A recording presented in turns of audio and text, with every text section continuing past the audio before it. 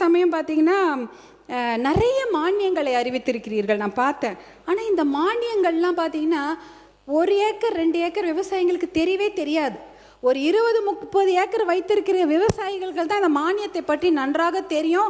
அவங்க தான் ஒரு 2 வீலர் எடுத்துக்கிட்டு பைக் எடுத்துக்கிட்டு அவங்க நகர்ப்புறத்துக்கு போயிட்டு விஏஓ பிடிஓ எல்லாரையும் போய் பார்த்து அந்த மானியத்தெல்லாம் வாங்கிட்டு வருவாங்க. ஆனால் இந்த 1 ஏக்கர் 2 ஏக்கர் எங்கேயோ குக்கிராமத்துலேயே மலைப்பகுதியில் உட்காந்துருப்பாங்க. அவங்களுக்கு இந்த மானியத்தை பற்றி தெரிய வாய்ப்பே இல்லை. யாரும் போய் அவங்களுக்கு எடுத்து சொல்லவும் மாட்டாங்க. அவங்க ஒரு பஸ் எடுத்துகிட்டு போயிட்டு அதை பற்றி தெரிஞ்சுக்கவும் மாட்டாங்க. ஏன்னா அந்த ஊருக்கெல்லாம் ஒரு பஸ் தான் வரும் காலையில். அவன் ஒரு வாட்டி அந்த விவசாயம் அந்த பஸ் ஏறி போயிட்டு திருப்பி அவங்க 2 நாள் உழைப்பு வீணாயிடும். அந்த ஊருக்கெல்லாம் எனக்கு தெரிஞ்சு 108 ஆம்புலன்ஸாக எப்போ கூப்பிட்டாலும் வரும். அதுவும் மருத்துவர் அன்புமணி அவர்கள் கொண்டு வந்த திட்டம் தான். இல்லைனா பஸ்ஸே கிடையாது, பாதி ஊருக்கு பஸ் வர்றது கிடையாது. நாங்கள் இந்த அக்ரிகல்ச்சர் பட்ஜெட் போடும்பொழுது ஒரு கூட்டத்தை நம்முடைய அரசாங்கம் கூட்டியிருந்தார்கள். 3 மாண்புமிகு அமைச்சர்கள் அங்கே உட்கார்ந்துருந்தாங்க. எங்களை போன்ற சட்டமன்ற உறுப்பினர்களும் பாராளுமன்ற உறுப்பினர்களும் அங்கே உட்காந்து சேலத்தில் ஒரு கூட்டம் போட்டாங்க. அக்ரிகல்ச்சர் பட்ஜெட் போடுவதற்கு முன்னாடி ஒரு கலந்தாய்வு கூட்டம். எத்தனையோ விவசாயிகள் கலந்து கொண்டார்கள். அங்கே விவசாயிகள் நிறைய குறைகளை சொன்னாங்க. அவங்க யாருமே அரசியல்வாதிகளாக எங்களை பற்றி எந்த குறையுமே சொல்லலை. அரசு அதிகாரிகளே தான் அவர்கள் குறை சொன்னார்கள். ஏன்னா அந்த மானியெல்லாம் அவங்களுக்கு ஒழுங்கா போய் சேரதே இல்லை என்ற குறையை அவங்க அரசு அதிகாரிகள் பேர் தான் அவங்க சொல்லிட்டு இருந்தாங்க. அதெல்லாம் நாம் களைய வேண்டும். ஏன்னா அந்த மானியங்கள் இருக்கக்கூடிய அந்த பணம் அவர்களுக்கு நல்லபடியாக போய் ரீச் ஆகுதா சேருதா என்பதை நாம் கண்டிப்பாக அதை நம்ம பார்க்க வேண்டும். பேரவைத் தலைவர் அவர்களே, என்ன பேரவைத் தலைவர்களே, எனக்கு கொஞ்சம் 12 நிமிஷம் கொடுத்துருங்க. இல்லை, நீங்கள் சொல்ல கருத்துக்கள் எல்லாம் கவனத்தில் கொள்ள வேண்டிய கருத்துக்கள். ஆனால் சுருக்கமாக முடிக்கிறீங்க. அப்போது இப்போ இதுதான் விவசாயத்துக்கு நாம் கொடுக்க வேண்டிய முக்கியத்துவம். அதற்கு ஒரு முதல் மரியாதை கொடுத்து பட்ஜெட்டை போட வேண்டும் என்று அன்போடு கேட்டுக்கொள்கின்றேன். அடுத்தது விவசாயம் எவ்வளோ முக்கியமோ அதே போல் மனித வளம் ரொம்ப ரொம்ப முக்கியம். தமிழ்நாட்டை பொறுத்தவரை வேலை வாய்ப்புக்கான அறிவிப்புகள் நிறைய இருக்கும் என்று எதிர்பார்த்தோம். இப்போ பார்த்தீங்கன்னா அண்ணல் அம்பேத்கர், அப்புறம் தந்தை பெரியார், சமூக நீதி போராளி மருத்துவர் ஐயா போன்றவர்கள்லாம் எத்தனையோ போராட்டங்களை சந்தித்து ஜெயிலுக்கெல்லாம் போயிட்டு எத்தனையோ சமூக நீதியை பெற்றுக் கொடுத்தார்கள். அதனால் நிறைய பேர் நல்லா படிக்கிறாங்க. ஆனால் அவங்களுக்கெல்லாம் வேலை இல்லை. லட்சக்கணக்கான இளைஞர்கள் படித்து விட்டு வெளியில் வருகிறாங்க. அவங்களாம் எதிர்பார்ப்பது அரசு வேலை தான்.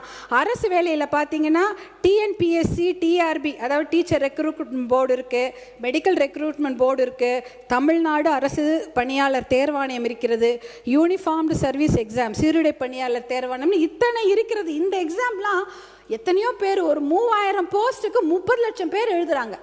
எழுதிட்டு என்னன்னா 10 வருஷமா அந்த எக்ஸாம் எழுதுறாங்க, பாஸ் பண்றாங்க, அப்புறமா உங்களுக்கு வேலை கிடைக்கிறது இல்லை. பாஸ் பண்ணிட்டு சர்டிஃபிகேட் வெரிஃபிகேஷன் போகிறாங்க, அப்புறமா உங்களுக்கு வேலை கிடைக்கிறது இல்லை. வேலை கிடைச்சாலும் பணி உயர்வு கிடைப்பதில்லை, பணி உயர்வு கிடைச்சாலும் ஓய்வூதியம் கிடைப்பதில்லை. இது மாதிரி எத்தனையோ குறைகள். அந்த பார்த்தீங்கன்னா இந்த மருத்துவமாக இருக்கட்டும், கல்வித்துறையாக இருக்கட்டும், காவல்துறையாக இருக்கட்டும், மின்சாரத்துறையாக இருக்கட்டும், நகராட்சி, வனத்துறை, எல்லாவற்றிலும் தேர்வு எழுதிவிட்டோ பணி நிலைப்பு இல்லாமையோ எத்தனையோ பேர் கஷ்டப்பட்டு கொண்டிருக்கிறார்கள். இதெல்லாம் பார்க்கும்போது அரசு வேலை என்பது அவர்களுக்கு காணல் நீராக தான் இருக்கிறது. அப்படிப்பட்ட அறிவிப்புகள் இந்த பட்ஜெட்டில் இருக்கும் நாங்கள் எதிர்பார்த்தோம், அதுவுமே இல்லை. எத்தனையோ பேர் பார்த்தீங்கன்னா, நான் இந்த ஒரு அரசாணையை மட்டும் நான் சொல்லிடுறேன் பேரவைத் தலைவர்களே.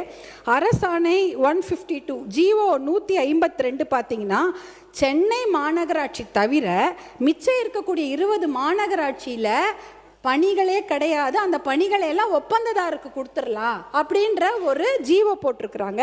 அதே போல் ஜிஓ 139 479 பேரூராட்சிகளில் அவுட் சோர்சிங் மூலமாக தான் பணி எடுக்க முடியும்னு ஒரு ஜிஓ இருக்கிறது. அதாவது துப்புரவு பணியாளர், ஓட்டுநர், வரி வசூலிப்பாளர், பாதுகாவலர்கள் என்ற நிரந்தர பணியிடங்கள்லாம் ஒரே இந்த ஜிஓலே ஒழிக்கப்பட்டுடுச்சு. 35,000 அரசு பணியிடங்கள் காலியாகி இன்னைக்கு 3,417 அரசு பணியிடங்கள் மட்டும்தான் இருக்குது. இதுலேயே 12,000 வேலையும் இந்த இதில் ஒழிக்கப்பட்டுச்சு. கிட்டத்தட்ட 50,000 வேலை இந்த ஒரு 2 ஜிஓல போயிடுச்சு. அரசு வேலை, அரசு உயர்கல்வி நிறுவனங்கள், சுகாதாரத்துறை, ஊரக வளர்ச்சித்துறை, மின்சார வாரியம்ல டி பிரிவு பணியிடங்களும் அவுட் சோர்சிங் மூலமாக தான் போகுது. அப்படின்னா அவுட் சோர்சிங்னா குத்தகை மூலமாக ஒரு மனித வள நிறுவனங்களே அந்த வேலையை எடுத்து செய்யலாம்.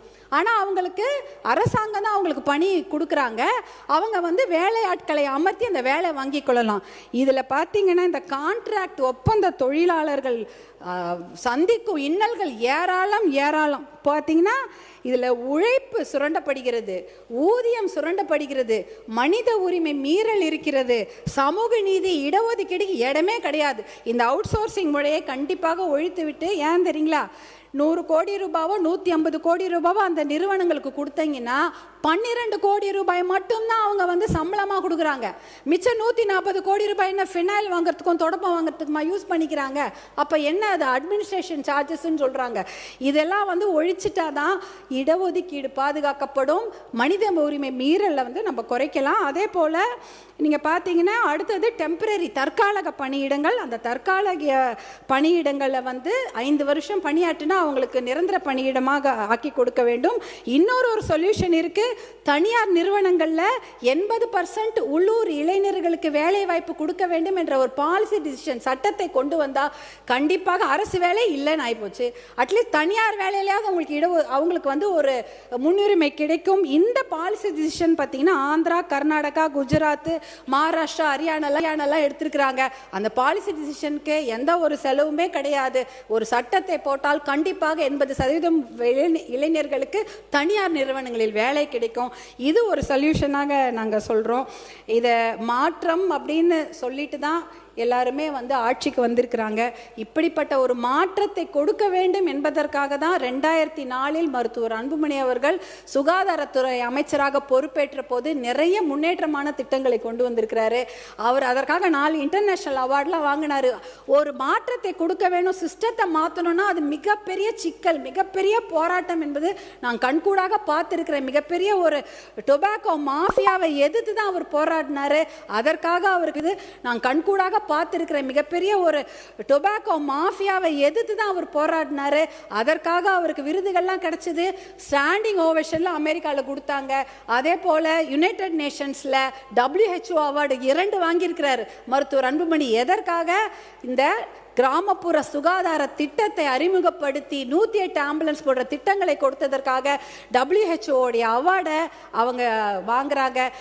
டோனி பிளேர் அவர் இங்கிலாந்துடைய prime minister, Bill Gates, Bill Clinton அமெரிக்காவுடைய அதிபர், அதே போல் கோய்சுமி சொல்லிட்டு ஜப்பானுடைய பிரதமர், கோஃபி அன்னன் என்ற யுனைடெட் நேஷன்ஸ் ஜெனரல், இவர்கள் வாங்கிய விருதை மருத்துவர் அன்புமணி இந்தியாவில் வாங்கியிருக்கிறாரு. Rotary International award for polio இராடிகேஷனுக்காக, போலியோ ஒழிப்பதற்காக இந்த சாதனைகள் எல்லாம் அவர் செய்ததற்காக அந்த இன்டர்நேஷனல் விருதை அவருக்கு டெல்லியில் வந்து கொடுக்குறாங்க. இத்தனை அவார்ட்களையும் அவர் வாங்கியிருக்காரு. ஆனால் அங்கே டெல்லியில் தான் தெரியும், அது இன்டர்நேஷனலில் தான் அவரை பற்றி தெரியும். இங்கே யாரும் அவருடைய சர்வீஸில் கண்டுக்கவே இல்லை. அதை பற்றி அவர் பெருசாக எடுத்துக்கிட்டதும் இல்லை. அவரை பொறுத்த வரைக்கும் கீதையில் சொன்ன மாதிரி கடமையை செய், பலனை எதிர்பார்க்காதே என்ற ஒரு விஷயத்தில் தான் அவர் பயணிச்சுட்டு இருக்கிறாரு.